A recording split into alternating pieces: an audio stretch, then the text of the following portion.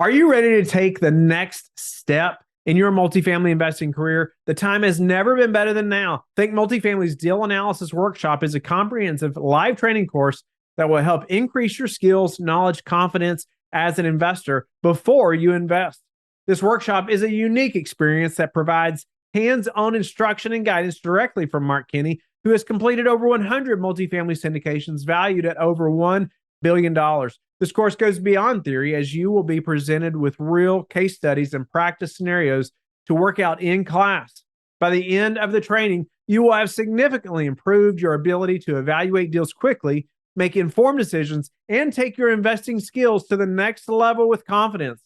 For more information and to register for Think Multifamily's Deal Analysis Workshop, go to thinkmultifamily.com/DAW. Use code Whitney100 to save $100. The Deal Analysis Workshop is designed for both beginner and experienced investors. Whether you are looking for a foundational understanding of how to analyze multifamily investments or looking for fresh insight on how to pivot your analysis method for this current market cycle, this is a workshop you have been looking for. Register today at thinkmultifamily.com/DAW. Use code Whitney100 to save $100. This is your daily real estate syndication show. I'm your host, Whitney Sewell. Today, we've packed a number of shows together to give you some highlights. I know you're going to enjoy the show. Thank you for being with us today.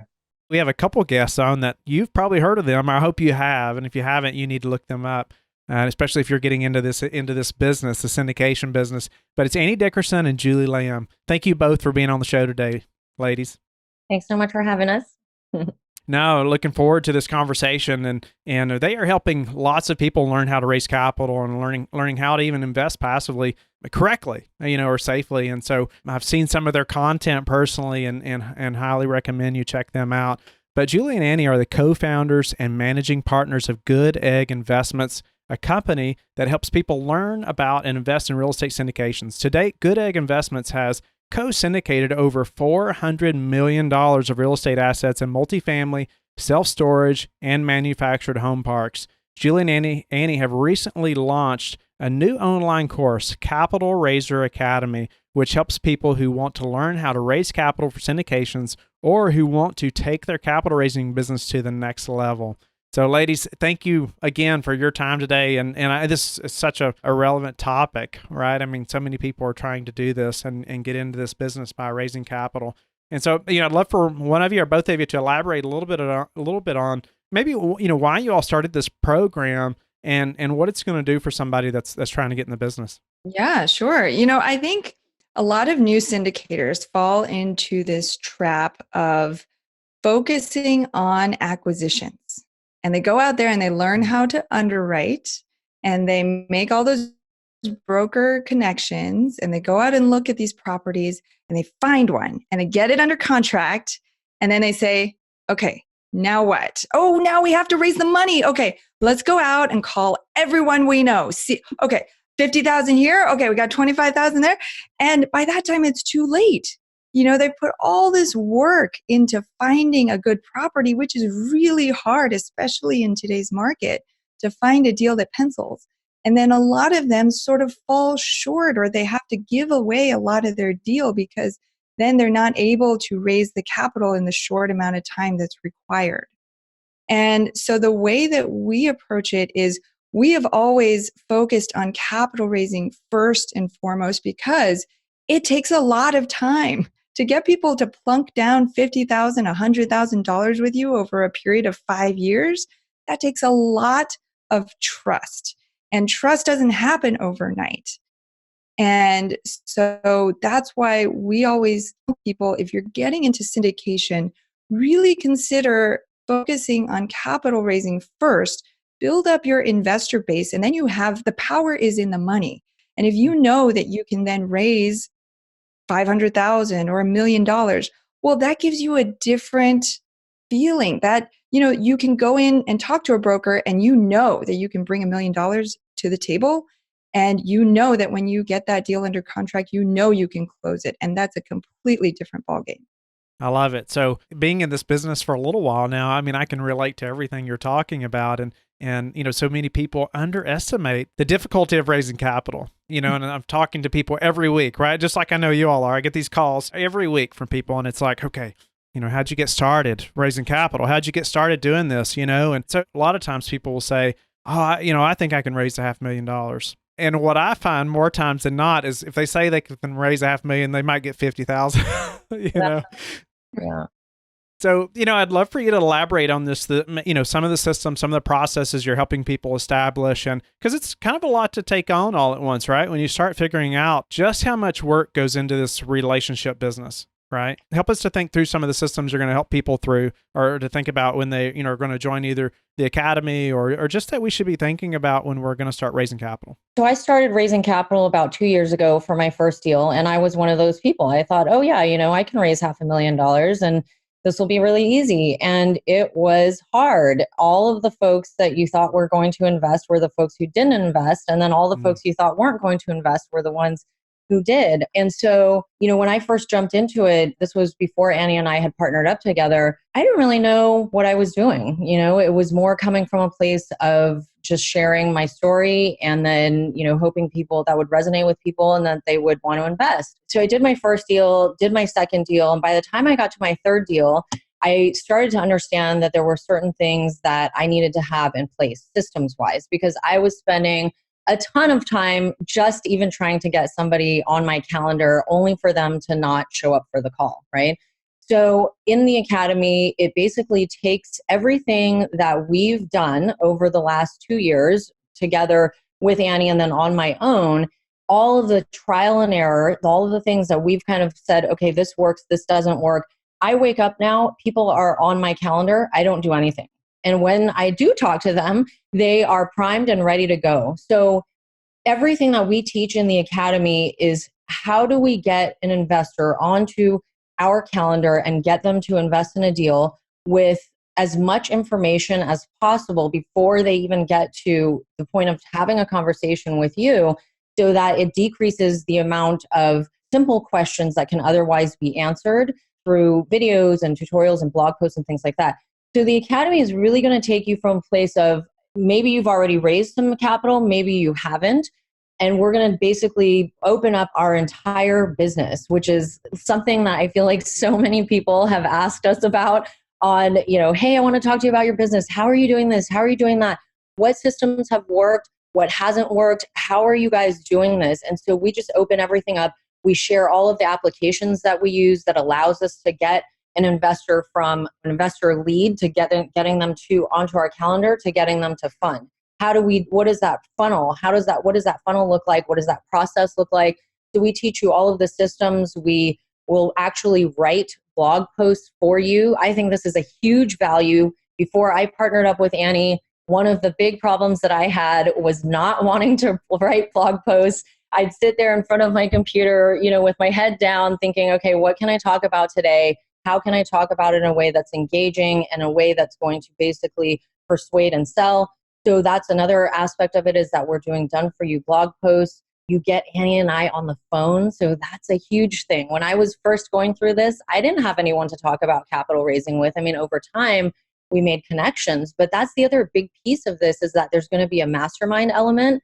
So, getting to be around other people who want to do what you do or who are already doing what you do. We already have people in the program right now who have raised $1 million or more, and they just want to accelerate that. So now imagine if you're someone who's a newbie and you're getting to mastermind with somebody who's already raised $1 million, that in and of itself is a huge value.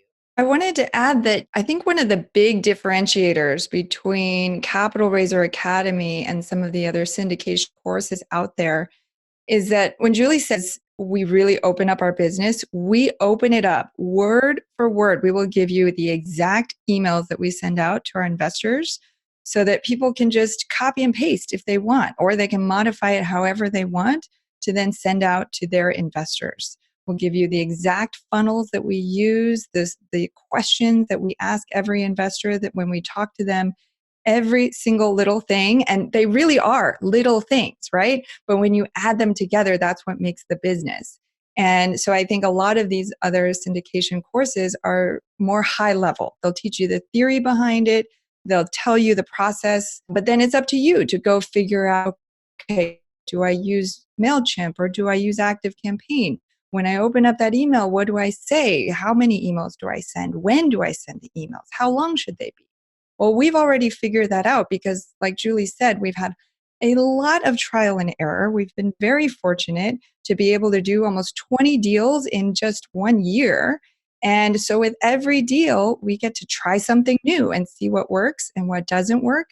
And we've figured out a system that really does work. And that's what we will be giving the people in the course. Nice. So it's a lot to take on. And when you're thinking about, oh, wait a minute, Julie, how did you get people just on your calendar? Like you didn't have to talk to them yet, right? And they're already like on your calendar, and and then you talked about priming them. So I'd love for y'all to elaborate a little bit. Give us a few tips. Maybe you can share one or two things. I'm not asking you to share your whole everything, the whole company on the podcast, but give us a few things, of like that's helped you to get investors on your calendar without ever talking to them. What's important there? Yeah, I think one of the biggest things is the education piece. So if you go to our website, goodegginvestments.com, little plug there, you can see all of the content that we have on there. And again, that goes back to, when I first started, I was struggling with like writing blog posts and did not want to get on podcasts. It just wasn't my thing. And Annie was like, well, I love being on podcasts and I love blogging. I'm like, great, this is going to be a great partnership.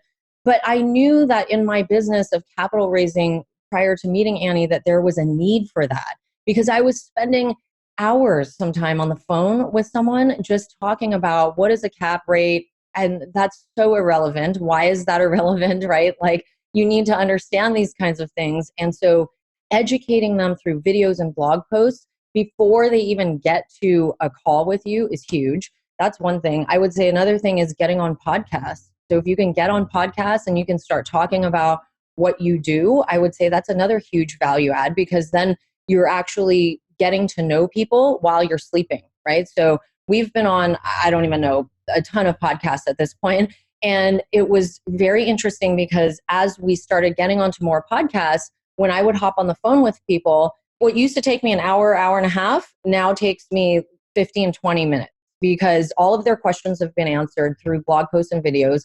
The relationship was built already. They feel like they almost know me, which was a little bit unusual for me when I first jumped on the phone with people. They're like, oh, I remember that one story about something. I was like, oh, did I share that part of my story? So it really builds that trust. Like Annie said, it's about that trust element. How do you, no one's just going to hand over $50,000 if they don't know you. What are different ways that people can get to know you? And I think, talking in blog posts, talking on a video, getting on podcasts are excellent ways to build that trust with people before they even, hop on a call with you. And so by the time they're talking to you, I have some folks who are already, they're like, I'm ready. And I'm like, well, I need to know more about you. Like, this is what the purpose of the call is about. You know a lot about me, which is the goal, but I need to now learn more about you, which is perfect, because now on the call, we can spend the whole time talking about them and what their goals are, which is how the investor calls should go, right? So it shouldn't be an opportunity for you to just talk about yourself, right? It should be the opportunity for you to get to know them. I can relate to that personally. Is that, a couple calls recently, I've had investors, like, we get to the end of the call and they're like, well, I didn't let you talk at all. And then one of them said, well, but that's okay. I feel like I already know you anyway. Right. And so I agree completely about the educational component. But, okay, so the listener, a lot of them are not ready to be interviewed on a podcast, right? Yeah. They're too nervous about that. But what are some ways that they can educate their group of people that they know, or at least to get that started, maybe at a much more elementary level even, but something to help them get started, at least get this ball rolling, right? They're not ready to be interviewed, but how can they educate their people without being interviewed? Yeah, I'm so glad you asked, because that's what I was going to add is, first, you have to know who those people are. And I think so many people skip over this step. They just think, well, anybody who has money, that's my target audience. Well, no, you have to think about who within that group you're trying to focus on. And so, for example, with us, if you go to our website, you look at our blog posts, it's written in a very basic language so that anybody can understand. And there's lots of, photos of family and flowers and very organic things. And that's the feel that we wanted to create because our target market are working moms. We wanted to help them get into real estate to create passive income for their families. Mhm. And so, an engineer, a high-level engineer who's very busy might look at our website and say, this is not for me. And that's fine. That is 100% fine. And I think that's the first step is figure out who you're trying to help and then think about those people, right? When we think about working moms, we're thinking, okay, they're busy, they're thinking about their families, and they don't have a good command over their finances. So that's where they are. So let's think then about, okay, what do they need to get from where they are to being able to invest in a syndication? Okay, so they probably need to know what an accredited investor is. Okay, let's write something about that. They probably don't even know what syndications are. The big word, let's define that for them in language that they can understand. And let's connect real estate investing to the goals that they have for their life and their family. So once you have that person in mind, you can start to think about all the things that that person needs to get from where they are to being able to invest with you. Yeah, and one thing I want to add to that I think that's super important, but I think like to follow through all the way to the end of your question, I think a good way for people to start off is to figure out your target market, right? Just like Annie said, and then find small ways in maybe some Facebook groups to add some value. So that was when I was getting started, that was the first way that I got started. I didn't blog, I didn't video, I didn't podcast, I didn't do any of that. And I just went into a Facebook group for mothers, and a mom would ask something about, I'm looking at going back to work. I just had a baby 3 months ago. I don't want to go back to work. I'm looking at alternative opportunities out there. And I would just chime in and I would just spend a minute or two and write a one-liner about my experience as a working mom commuting 2 hours a day and not wanting to go back to work and all of that, and the answers that I found and the solutions that I found through passive investing.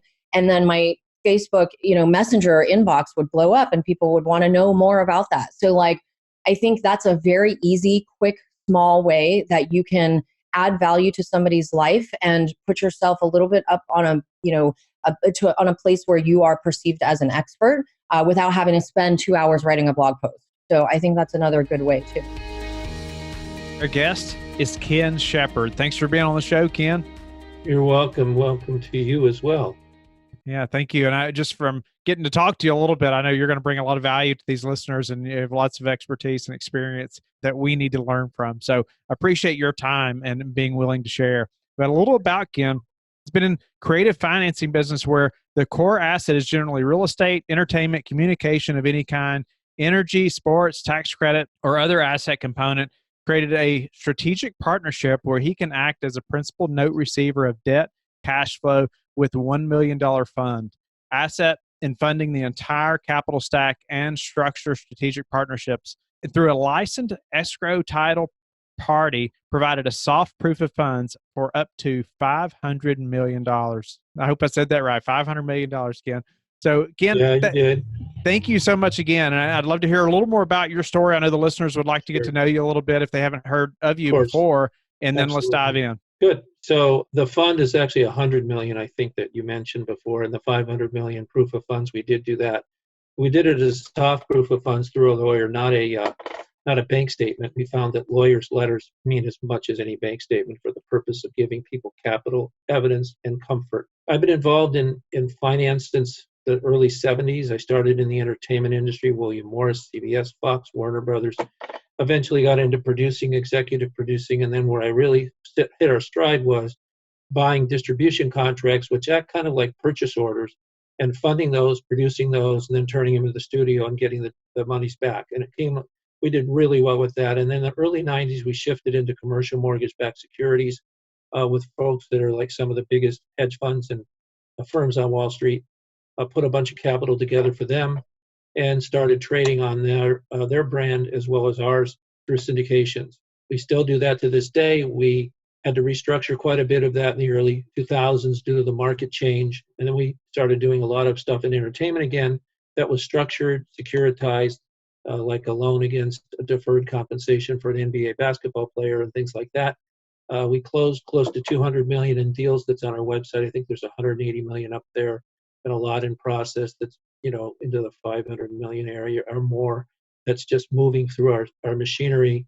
And we do things throughout the capital stack, as you said, debt, equity, mezzanine, structured financings, loans, partnerships, whatever makes sense to help four things happen: create jobs, feed families, fund companies, create family legacy. Out of all those things comes revenue. I think if you think revenue first, it's not as a productive way to look at life. That's very interesting. You've had an amazing career, a long career in this business. I'm looking forward to this conversation. I know just before the show, we were talking about just the ability to raise equity or find equity, find capital. And you had some unique ways of doing that. Just you started sharing, and it's impressive. And you were elaborating on how debt is not as challenging if we have the capital. And so I'd love for you to elaborate on that, and then let us dive into some of your techniques in doing that. Well, the biggest hole in the industry seems to be the equity.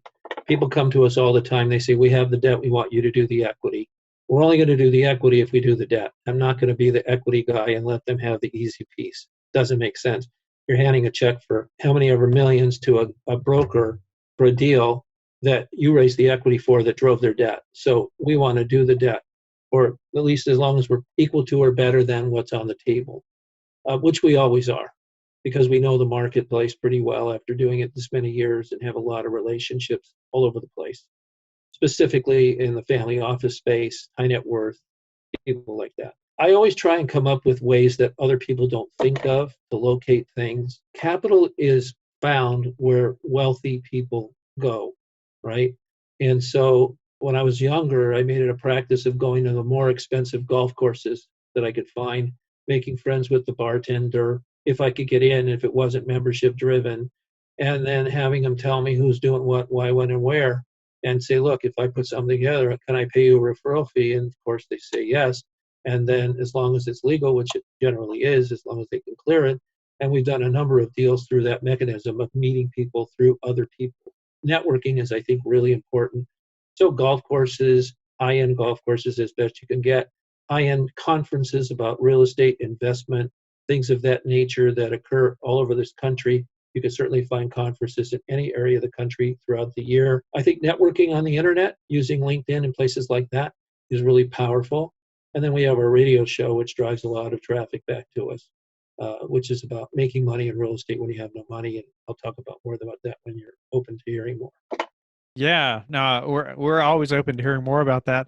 But a little about what you said there, capital, finding capital where wealthy people go. And you mentioned even before we talked, like just going, if there's a conference there that maybe you're not even a part of, but you're sitting there at the bar, you're sitting there, and we were talking about how if you're dressed the part and you know how to talk some of the talk, people will listen.